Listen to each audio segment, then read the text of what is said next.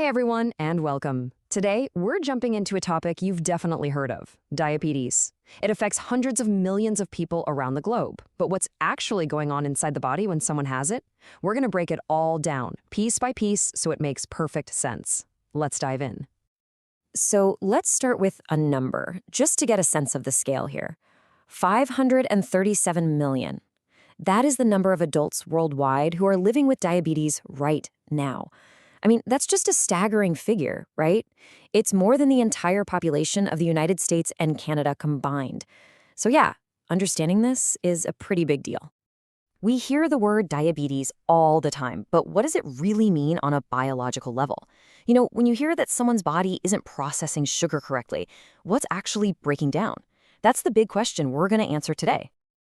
Okay, so to really understand diabetes, we have to start with the basics. And I mean the real basics, fuel.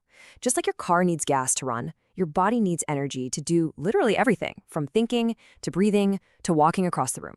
And its number one favorite fuel source is called glucose. So, glucose. You might know it as blood sugar. It mostly comes from the carbs in the food and drinks we consume. Your liver also makes it and stores it for later. Just think of it as this high-octane gasoline that powers every single one of your cells. But, and this is a big but, getting that fuel from your bloodstream into your cells, well, that's where the story really begins.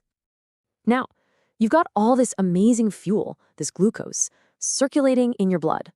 How does it actually get where it needs to go? Well, your body has this really special delivery system, sort of like a gatekeeper, that's absolutely essential for letting that fuel into your cells. And this brings us to probably the most important analogy for understanding diabetes. I want you to think of your cells as locked houses that are hungry for energy. Glucose is the energy delivery waiting right outside the door. And insulin is the special key that unlocks that door and lets the glucose in. No key, no energy. It's that simple. So, in a healthy body, this whole process is just a beautifully synchronized dance. It's really elegant. You eat, that food turns into glucose, your pancreas releases the insulin keys, those keys unlock the cells, and boom, your body gets the energy it needs. When it works, it's seamless. So, what happens when this elegant system breaks down? Well, that right there is the very definition of diabetes. It's a failure in that fuel delivery system. And it turns out that failure can happen in a few different ways. This is where our key analogy really comes in handy. With type 1 diabetes, it's an autoimmune issue. The body mistakenly attacks the pancreas. So in our analogy, the key factory is shut down. Period. No insulin keys are being made. Now with type 2, which is the most common form, the key factory is still working, but the locks on the cell doors have changed. The cells have become resistant to the key. They just don't open up like they should. And then you have prediabetes, which is that critical warning stage where your blood sugar is high, but the system hasn't totally failed yet. Now, while type 1 and type 2 are the ones we hear about most, they're not the whole story. There are other forms, like gestational diabetes, which can pop up during pregnancy. And then there are rarer types, like LADA, which is a kind of slow-motion autoimmune form in adults, and MODY, which is caused by a specific genetic mutation. They're all different, but they all lead back to that same core problem, a breakdown in the body's fuel system. So what happens when all that fuel, all that glucose, can't get into the cells? It gets stuck. It just builds up in the bloodstream, leading to high blood sugar. And over time, that excess sugar acts almost like a poison, damaging the body. But way before that happens, your body starts ringing some very clear alarm bells. These are the classic warning signs. Your body is trying everything it can to flush out all that extra sugar through urination, which in turn makes you incredibly thirsty. And because your cells are literally starving for fuel, you feel exhausted, and you might even lose weight for no reason. These aren't random. They're your body's way of screaming for help. Okay, I have to pause here because this is incredibly important, especially for type 1 diabetes. When there's no insulin, the body gets desperate for energy and starts burning fat instead. A side effect of this is something called ketones, which can actually make your blood acidic.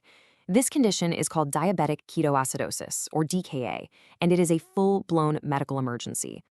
Now, if that high blood sugar level stays high for years, it can cause some serious damage to the body's infrastructure. We're talking about your blood vessels and nerves.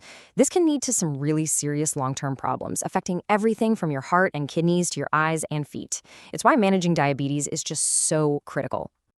But here's the most important part of this whole story, and it's the hopeful part. While a diabetes diagnosis is definitely serious, it is a condition that can be managed. There are clear, effective ways to take back control of your health.